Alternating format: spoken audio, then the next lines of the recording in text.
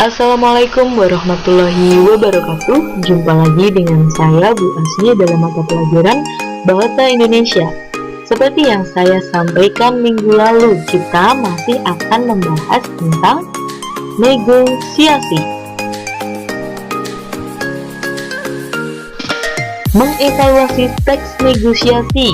Kemarin sudah saya jelaskan bahwa teks negosiasi adalah teks yang menyajikan proses tawar-menawar sehingga mencapai kesepakatan di antara pihak-pihak yang melakukan negosiasi. Kemarin juga kita sudah bersama-sama menyimpulkan unsur-unsur yang harus ada dalam negosiasi, yaitu partisipan atau orang atau pelaku yang melakukan negosiasi. Yang kedua, adanya perbedaan kepentingan dari kedua belah pihak seperti yang saya jelaskan kemarin. Yang ketiga, ada pengajuan dan penawaran. Dan yang terakhir, ada kesepakatan dari hasil negosiasi.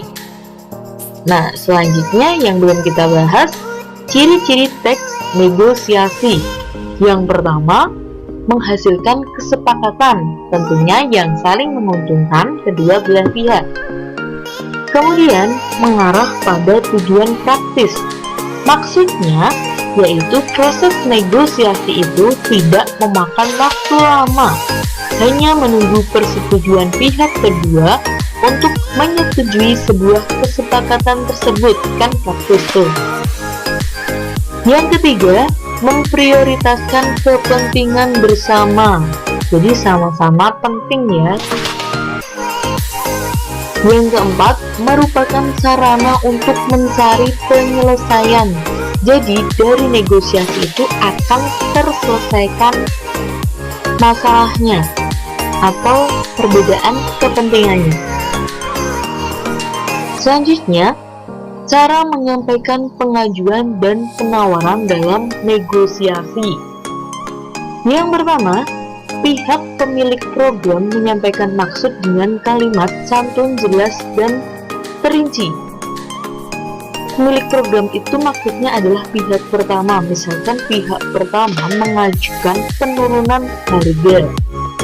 Kemudian, pihak mitra bicara atau pihak kedua menyanggah dengan santun dan tetap menghargai maksud pihak pertama. Tadi kan pihak pertama udah mengajukan, nah pihak kedua menawar pengajuan tersebut.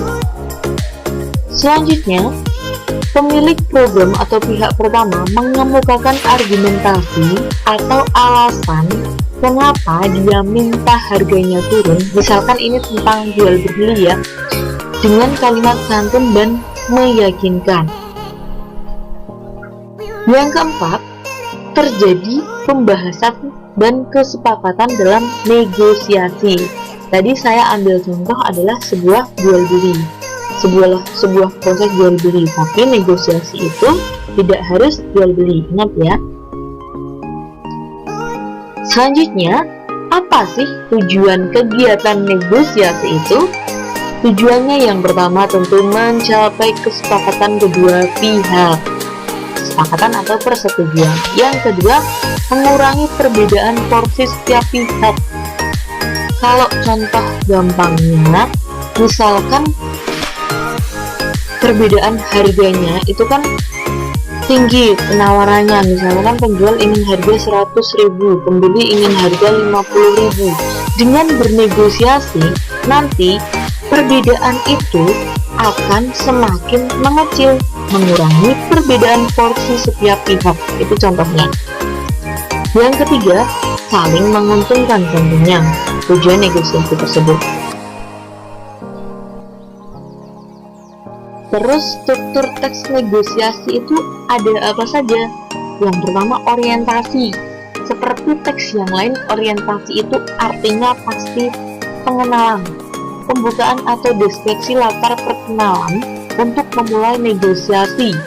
Yang kedua, pertanyaan harga atau pernyataan sesuatu kepada pihak lain untuk dirundingkan.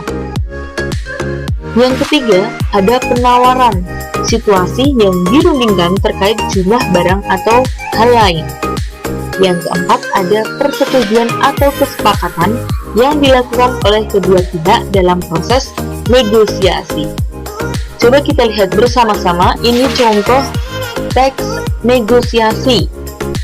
Nah, kalau ada pembeli yang bertanya berapa harga kilo mangga ini bang, kemudian penjual menjawab 30.000 Bu, murah, itu masih masuk orientasi. Nah, setelah orientasi ada pengajuan, boleh kurang kan bang, kan mengajukan tuh agar harganya kurang. Kemudian ada penawaran dari penjual, belum boleh Bu, barangnya bagus loh, ini bukan karbitan masak pohon. Pokoknya di dalam struktur teks negosiasi, setelah pengajuan itu pasti penawaran, lalu pengajuan lagi, penawaran lagi, pengajuan lagi, penawaran lagi, sampai pada akhir yaitu persetujuan. Tadi setelah ada pengajuan dan penawaran, pembeli menjawab, iya bang, yang penting saya dapat mangga yang bagus dan tidak busuk. Saya jamin Bu, kalau ada yang busuk boleh ditukar. Baiklah, saya ambil 3 kilo ya Pak. Nah, itu masuk ke dalam persetujuan atau bagian struktur yang terakhir. Kita lihat ciri-ciri kebahasaan teks negosiasi ada apa saja. Pasti yang jelas menggunakan bahasa yang santun. Sudah paham ya bahasa yang santun itu bagaimana? Kemudian terdapat ungkapan persuasif atau membujuk atau mempengaruhi.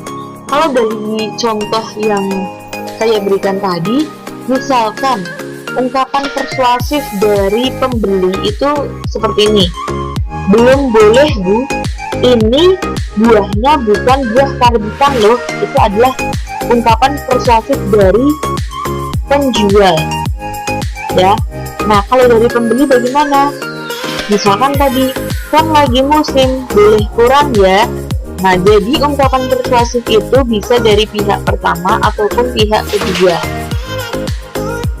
Selanjutnya, berisi pasangan tuturan. Apa maksudnya pasangan tuturan? Akan saya jelaskan di slide berikutnya. Yang keempat, kesepakatan tidak merugikan kedua pihak. Paham ya di sini?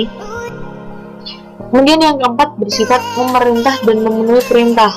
Misalkan saya menawar dengan harga 100.000, kemudian penjual setuju. Nah, berarti saya memerintah untuk membeli barang dengan harga 100.000, kemudian penjual memenuhi perintah saya tersebut.